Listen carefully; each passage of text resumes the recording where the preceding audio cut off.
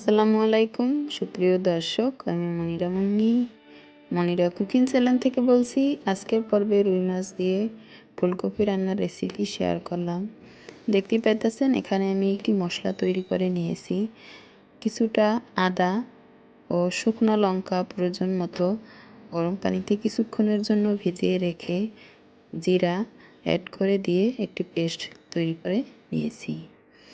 দেখতেই পাইতেছেন এখানে আরও কিছু উপকরণ আছে। বড় ফালি করে কিছুটা পেঁয়াজ কেটে নিয়েছি, পেস্টটা আমি ব্লেন্ডার করে নিয়েছি। কিছুটা কাঁচামরিচ, টমেটো আমি ব্লেন্ডার করে নেব।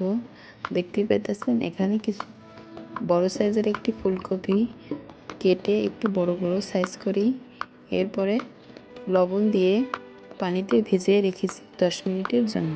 এতে করে কপির ভিতরে কোনো জীবাণু কিংবা পোকা থাকে নষ্ট হয়ে যাবে।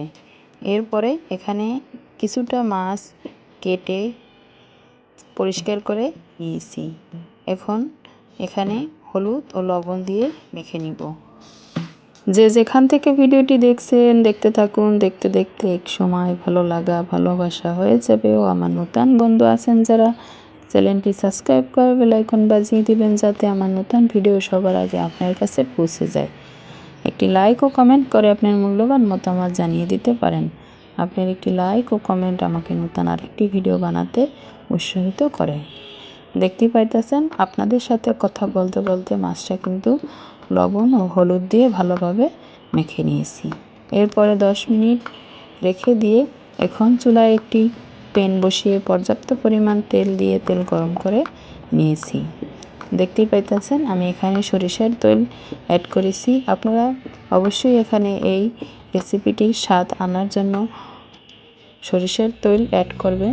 আপনারা সরিষার তেল খেতে পছন্দ না করলে এখানে আপনারা সয়াবিন তেল দিয়ে রান্নাটা করে নিতে পারেন, তবে কিন্তু এই রেসিপিটির আসল স্বাদটা পাবেন না। এখন একটু কালার করে মাছগুলো উল্টিয়ে নিব। এভাবে হালকা আছে সোনালি কালার করে ভেজে মাছগুলো তুলে নিব। এরপরে যখন আপনি মশলার ঝোলের সাথে মাছটা দিয়ে দিবেন, মশলার ঝোল মাছের সাথে ঢুকে খুব সুন্দর একটি মজার ফ্লেভার তৈরি করবে এবং খেতেও খুব ভালো লাগবে। আপনি যদি বেশি জালে মাছটা ভেজে নেন দেখা যাবে মাছটা শক্ত হয়ে যাবে, খেতে তেমন একটা ভালো লাগবে না। দেখতেই পাইতেছেন এখন আমি মাছটা ভেজে নিয়েছি, একটি প্লেটে তুলে নিব। এখন দেখতেই পাইতেছেন মাছের মাথাটা আমি উল্টিয়ে নিয়ে এভাবে ঘুরিয়ে ঘুরিয়ে সম্পূর্ণ সাইডগুলো ভালোভাবে ভেজে নিব। এতে করে মাছের মাথাটা খেতে খুব ভালো লাগবে। দেখতেই পাইতেছেন ভেজে নেওয়া তৈলে 1 চামচ কালো জিরা অ্যাড করে দিয়ে একটু ভেজে নিয়ে এখানে ওই যে আপনাদের দেখিয়েছিলাম পেস্ট আমি ব্লেন্ডার করে নিয়ে এখানে অ্যাড করে দিলাম। পেঁয়াজের সাথে যে লিকুইডটা আছে শুকিয়ে আসলেই এখানে অ্যাড করে দিব আগে থেকে তৈরি করা মশলা। দেখতেই পাইতেছেন এখন নাড়াচাড়া করে পেস্টটা ভেজে নিয়েছি। এখন মশলাটা অ্যাড করে দিব। সমস্ত মশলাটা অ্যাড করে দিয়ে একটু হালকা আঁচে কষিয়ে নিব। মশলার কাঁচা গন্ধ চলে গেলে এখানে অ্যাড করে দিব ব্লেন্ডার করে নেওয়া টমেটো।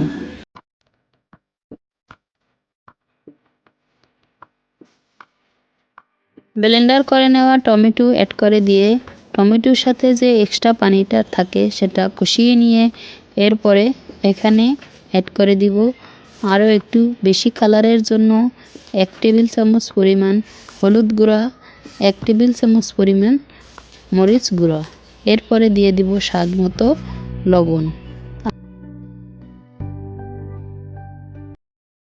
সমস্ত শুকনো মশলা অ্যাড করে একটু নাড়াচাড়া করে মিশিয়ে কিছুক্ষণ কষিয়ে নিতে হবে।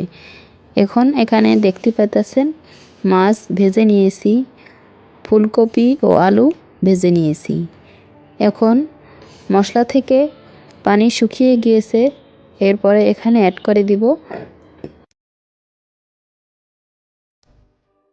পর্যাপ্ত পরিমাণ ঝোলের পানি। ঝোলের পানিটা একটু নাড়াচাড়া করে মিশিয়ে নিয়ে এরপরে ফুটে আসলে এখানে অ্যাড করে দিব ভেজে রাখা আলু ও ফুলকপি। ভেজে নেওয়ার সময় ফুলকপি ও আলু প্রায় 70% মতো কুক হয়েছে। এ পর্যায়ে এখানে অল্প পরিমাণ পানি অ্যাড করে দিয়ে আবারও একটু নাড়াচাড়া করে মিশিয়ে নিয়ে আগে থেকে ভেজে রাখা মাছ এখানে অ্যাড করে দিব। আপনারা এখানে আপনাদের পরিমাণ অনুযায়ী ঝোলের পানি অ্যাড করে দিবেন। ভেজে রাখা মাছ অ্যাড করে দিলাম। আবারও একটু নাড়াচাড়া করে আলতো হাতে মিশিয়ে নিয়ে আরও কিছু উপকরণ দিয়ে ঢাকনা দিয়ে ঢেকে দেব।